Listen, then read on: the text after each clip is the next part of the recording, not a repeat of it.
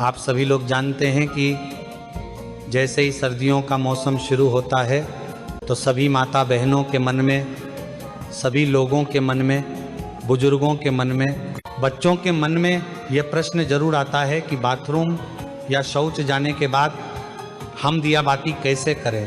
क्योंकि कई सारी माताएं बहनें रोज़ सुबह शाम अपने घर में दिया और बाती करती है। कभी कभार बुजुर्ग भी दिया बाती करते हैं और कभी कभार बच्चे भी करते हैं। महाराज, ये प्रश्न विशेष रूप से सभी लोगों के मन में सर्दियों के मौसम में ही आता है, क्योंकि सर्दियों के मौसम में पानी बहुत ठंडा होता है। बार बार हाथ पैर गीला करना किसी को भी पसंद नहीं होता, या बहुत सारे लोग हाथ पैर में स्वेटर वगैरह, मोजे वगैरह पहने होते हैं तो बार बार हाथ पैर धोने में बहुत परेशानी होती है। किसी के साथ में सुबह तो पूजा पाठ में किसी कोई परेशानी नहीं होती है, क्योंकि सुबह तो सभी लोग स्नान करके ही अपने घर में पूजा पाठ करते हैं, क्योंकि सुबह हमको सीधा स्नान करके पूजा पाठ ही करना रहता है। उसके बाद हम लोग अपने काम करते हैं।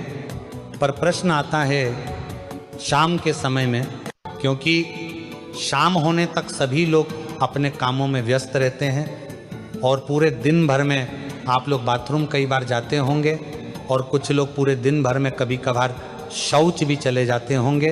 तो आपके मन में यह प्रश्न जरूर उठता होगा, क्या हम लोग अगर पूरे दिन में कभी भी बाथरूम या शौच चले गए हैं तो क्या उसके बाद हम लोग शाम के समय में घर की दिया बाती कर सकते हैं? क्या उस समय पर हम लोगों को स्नान करना होगा या हाथ पैर में धोकर भी काम चल जाएगा?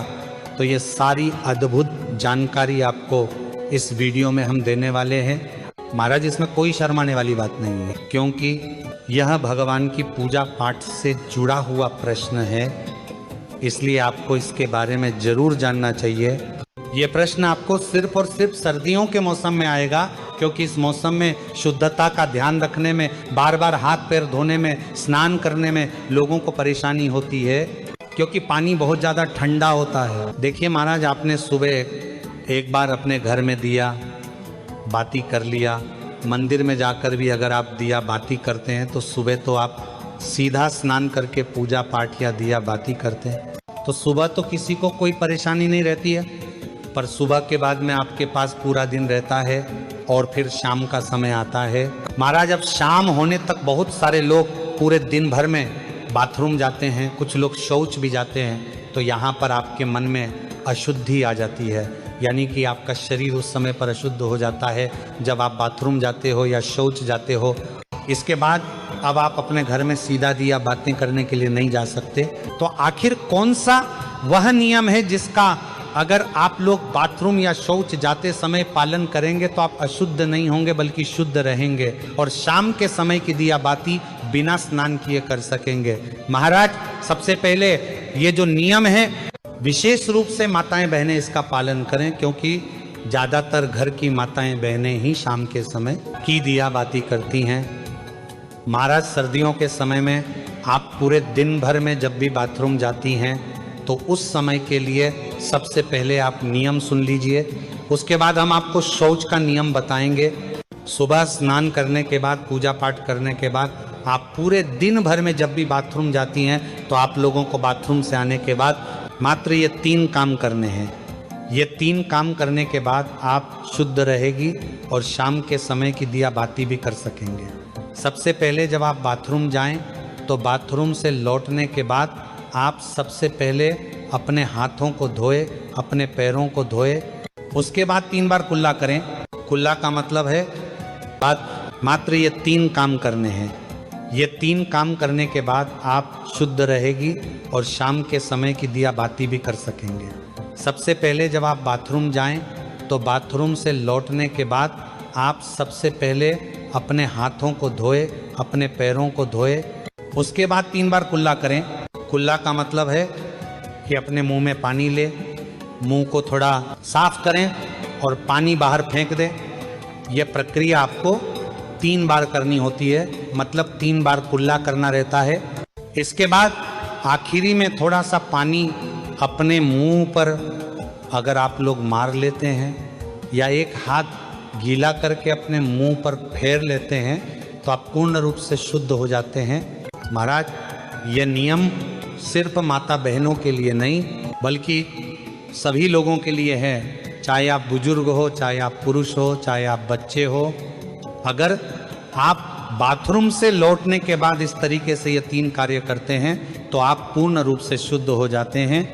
महाराज, अब आप लोग कहेंगे कि यहाँ पर भी तो हमें पानी का इस्तेमाल करना पड़ रहा है, पर यहाँ पर आपको कम पानी का इस्तेमाल करके हाथ मुंह धोना पड़ रहा है, अन्यथा फिर आपके पास स्नान करने का ही एक आखिरी तरीका बचता है।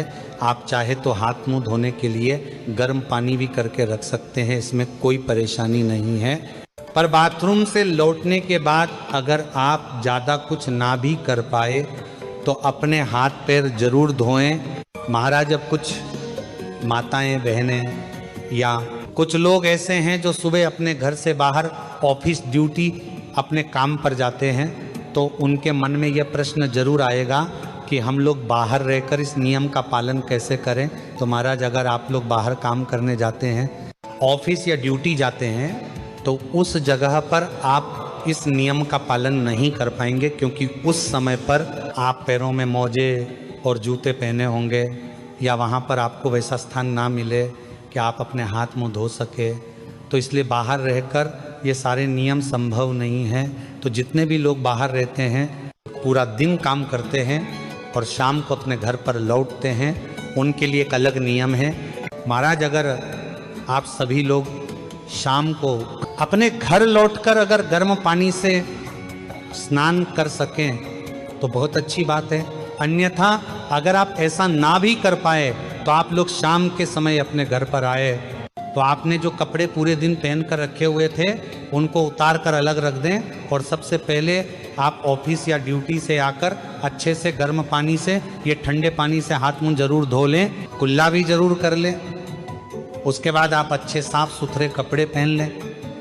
फिर उसके बाद आप अपने घर की पूजा पाठ करें, कोई दिक्कत परेशान नहीं, और इसमें आप शुद्ध भी रहेंगे। पर महाराज, अगर आप पूरे दिन भर घर के बाहर रहते हैं और काम करते हैं तो आपको कोशिश करना है कि आप शाम के समय घर पर जब आए तो स्नान कर लें और फिर साफ कपड़े पहनकर अपने घर की दिया बाती करें। महाराज, अब बहुत सारे बुजुर्ग ऐसे होते हैं जो कि ठंड में अपने हाथ पैर के मोजे नहीं उतारते हैं, और वह लोग अपने घर की दिया बाती करें, तो उन लोगों को किस नियम का पालन करना चाहिए? महाराज, जितने भी बुजुर्ग जन हैं वह लोग बाथरूम जाते समय भले पूरे दिन मोजे न उतारे और सिर्फ हाथ धोकर कुल्ला करके बाहर आ जाए, पर जब आप शाम के समय अपने घर में दिया बाती करें या मंदिर जाएं तो उस समय आप वह पैर के मोजे उतार कर ही जाएं, और हो सके तो शाम के समय की दिया बाती से पहले आप हाथ पैर जरूर धो लें। आप चाहे तो गर्म पानी का इस्तेमाल कर सकते हैं। महाराज, अब हम लोग सीधा बात करते हैं कि अगर आप लोग पूरे दिन भर में कभी भी शौच चले जाते हैं तो उस जगह पर आप लोगों को क्या हाथ पैर धोना चाहिए या स्नान करना चाहिए? क्या आप लोग उस समय शुद्ध रहते हैं या अशुद्ध? महाराज, अब अगर आप लोग पूरे दिन भर में कभी भी अगर शौच चले जाते हैं तो आप पूर्ण रूप से अशुद्ध हो जाते हैं, और शौच के समय आपने जो भी कपड़े पहने रखे होते हैं आपके साथ वह कपड़े भी अशुद्ध हो जाते हैं। इसलिए शौच जाते समय सीधा सा नियम यही है कि जो भी लोग पूरे दिन भर में कभी भी शौच गए हैं उनको शौच से आने के बाद सीधा स्नान करना चाहिए। अगर वह शौच से आने के बाद स्नान नहीं करते हैं तो उनको शाम के समय की दिया बत्ती नहीं करना चाहिए या मंदिर नहीं जाना चाहिए, क्योंकि आप अगर शौच से आने के बाद स्नान नहीं करते हैं तो आप अशुद्ध रहते हैं। अगर आप शौच से आने के बाद सिर्फ हाथ मुंह धोते हैं तो भी आप शुद्ध नहीं होते हैं, और शौच जाने के बाद भी आप लोग उस दिन अपने घर की दिया बाती करते हैं तो इससे भगवान आपसे नाराज होते हैं, या मंदिर भी जाते हैं तो ऐसा भी आपको नहीं करना चाहिए। महाराज, ये नियम सभी लोगों के लिए है, इसलिए पूरे दिन में जब भी आप शौच जाएं तो आपको उसके बाद स्नान ही करना चाहिए, तभी आप शुद्ध होते हैं। या अगर आप इतना ना कर पाए सर्दी होने के कारण तो उस दिन आप अपने घर की दिया बाती ना करें या मंदिर ना जाए, उस दिन आप किसी और से अपने घर की दिया बाती करा लें।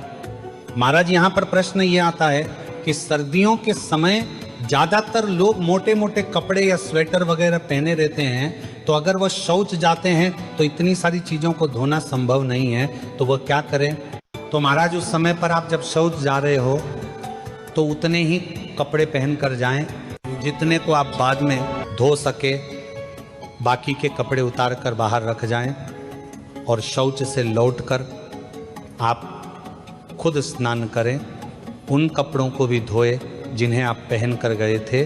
फिर स्नान करके आप वो मोटे कपड़े या सर्दी वाले कपड़े पहन सकते हैं जो आपने पहले ही उतार कर बाहर रख दिए थे। महाराज इस तरीके से आप लोग सर्दियों के समय बाथरूम या शौच जाते समय शाम के समय की दिया बाती कर सकते हैं। महाराज वैसे हमने आपको अपनी तरफ से जो भी प्रश्न थे बाथरूम या शौच जाते समय और दिया बाती से जुड़े हुए वो हमने आपको बता दिए हैं। बाकी अभी भी अगर आपके मन में कोई प्रश्न है तो वह आप हमसे कमेंट करके पूछ सकते हैं। और आप हमारी ये वीडियो कहाँ से देख रहे हैं और क्या आप लोगों के यहाँ भी कितनी ठंड पड़ रही है वो भी हमें कमेंट में ज़रूर बताएं। श्री शिवाय नमस्तुभ्यं महाराज।